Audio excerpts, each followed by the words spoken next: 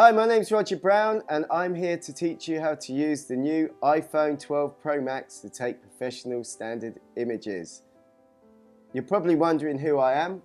Well, I've been a professional photographer for nearly 30 years now, and I've worked in everything from fashion to advertising to producing editorial portraiture, and now I'm mainly focusing on weddings, which is absolutely great. I love my job, and hopefully I can instill that love of photography into you guys as well. I am also an educator in photography. I've taught many students from beginners up to degree level advanced students, and some of those students have gone on to become very successful photographers in their own right. So hopefully I can instill that enthusiasm into you as well, and on this journey we're going to produce some great results. I want to use this experience to teach you guys how to use this amazing piece of technology to the full to produce some outstanding images. We're going to run competitions on the channel. We're going to give advice. You can contact me anytime in the comments box, and I'll be able to hopefully answer any questions that you may have. So please stay on board with us and press the submit button at the end of the video, and yeah, we'll see what we come up with. It should be interesting anyway, that's for sure. So without further ado, let's get into opening this box. So I'm not going to spend ages doing this. I'm going to just crack on with it. I'm not one of those people that's going to drool over peeling off a piece of cellophane. It is an amazing shiny piece of phone. It weighs quite a bit as well. It's very, very chunky. It's first thing you notice is the stainless steel edge to it, which is absolutely gorgeous, and it's an amazing design that they have here. First thing I notice is the lens array. It has 3 different lenses on it, being a super wide, a wide, and a telephoto lens. The telephoto lens is actually different to the one on the Pro Max. Oh, sorry, no, the 12 Pro. It has a slightly longer lens, so that means you can zoom in just that little bit more with the optical zoom. It also has a digital zoom on it, but we don't really want to use digital zooms because they kind of degrade the image, because you're actually zooming into the pixels of the image, which makes the image quality a lot less. So having an optical zoom is a really big advantage on that. The 3 lenses have really wide apertures, and what I mean by aperture is how wide the opening of the lens is to allow light in. The wider it is, the more detail it can capture, in low light especially. And photographers spend thousands and thousands of pounds on having cameras which have a wide aperture, which are great in low light capabilities. This one can actually do quite a lot. I'm not saying I would turn up for a job with this, because that would raise a few eyebrows. If I was getting paid a lot of money to photograph somebody's wedding and I turned up armed with this, looking like the rest of the guests, then they'd probably ask for their money back straight away. And saying that, I could take some damn good pictures on this, but I just don't think people are quite ready for that just at the moment. So I still turn up with my Nikon D5s with a big long lens on it, looking like the man ready to do the job. And yeah, seems to work for me anyway, but not my back, because carrying that camera bag around with me is absolutely knackering at the end of the day. But this can do a lot. And over the next few weeks, we're going to look into this and we're going to see what this camera is capable of producing. The 3 lenses, being the super wide, has an aperture of 2.5. The standard wide has an aperture of 1.6, and the telephoto has an aperture of f2. But we'll look into that in more detail over the following weeks, and I'll explain more what that means, especially when we're shooting projects with depth of field. For the people that don't understand what depth of field is at the moment, it's basically the easiest way to term it is how deep the focus is. So for instance, if I was photographing somebody against a landscape and I took a shot with an F number, which is small, so it has a small aperture, then that means that the background as well as the foreground will be in focus. So having a wider aperture actually throws the background out of focus, so it makes your subject stand out a little bit more and produces a much more professional looking image.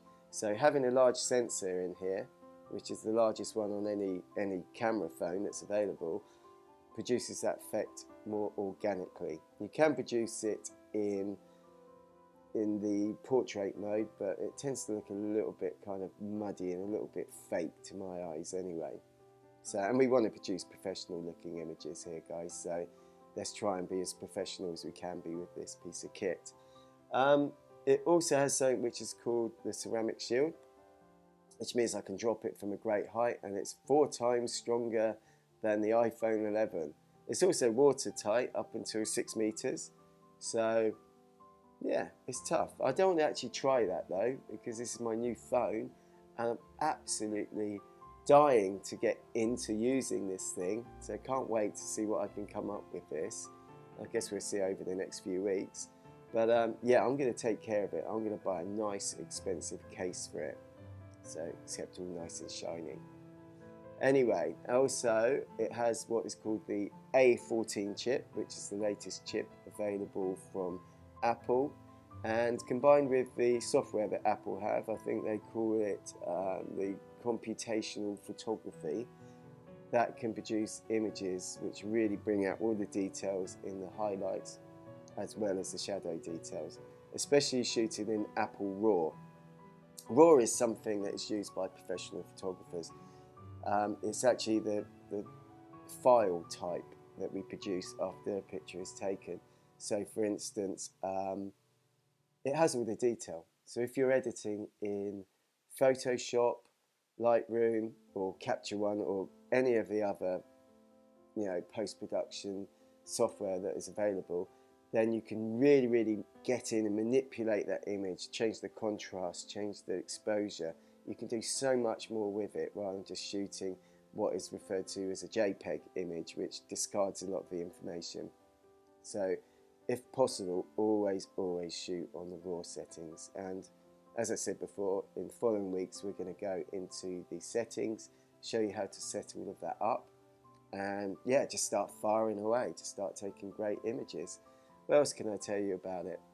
It's yeah, I think that's really about it as far as sort of technology is concerned. There's a lot more things that obviously sort of go on with this camera phone, but like I said, we're still going to those over the next few weeks. We also look at how stills photography works in low light, also videography, what it can produce in that. A lot of filmmakers are using this piece of kit, so attaching it to drones, to all sorts of things, and producing really stunning work. I think there's a film up on the Apple website at the moment just to show the capabilities of it in low light filmmaking, and it is incredible. It is really good. So keep your eyes open for future episodes, films, and we'll take a good look at it. Right, that's all the technical aspects out of the way in a basic form, but photography is much more about techniques. It's about your eye, it's about being able to understand light, it's about being able to use picture elements to build a picture which you're going to be truly proud of. You can take an idea, you can grab that idea, you can conceive that idea, and hopefully I can show you how to demonstrate techniques and to think creatively to produce something that you're really proud of at the end of the day. We all have that inside us. We all got that capability to be creative. That's what makes us human. So over the next few weeks, we will really explore that. The beauty of this is you've always got a camera in your pocket. As well before, I've missed out on dozens of pictures because I haven't had a camera with me. Now I just reach in my inside pocket and there it is. I'm never ever going to miss a moment. That's why it's so important to really understand how to use one of these. So please subscribe to this channel, and by pressing the button on the corner, and we'll take you on a journey over the next few weeks, and we're really build on this, so at the end of it you're going to have something which is really, really going to be a life skill to being able to take great pictures. So I'll see you soon. Thank you. Bye-bye. You're probably wondering why I'm wearing this hat. Well, there's a very, very good reason for that. In the UK at the moment, we have lockdown, so all the barbers are shut. So me being me, I decided I'd go out and buy myself a pair of clippers, some really cheap ones actually, and I'd have a go at it myself. So last night, I thought, I'm going to do a YouTube video. I want to look quite good. I'm going to clip my hair and I'm going to sort of look the part for this video. Got into about 30 seconds of it and the guard fell off the clippers and I sliced a big bald chunk out of my hair. So this is the result. So over the next few weeks, you can not only watch me teach you how to take great photographs, but you can also watch my hair grow. I do actually have some hair, although it is falling out quite rapidly, but this doesn't help. So hopefully I'll look a little bit more presentable as the weeks go forward.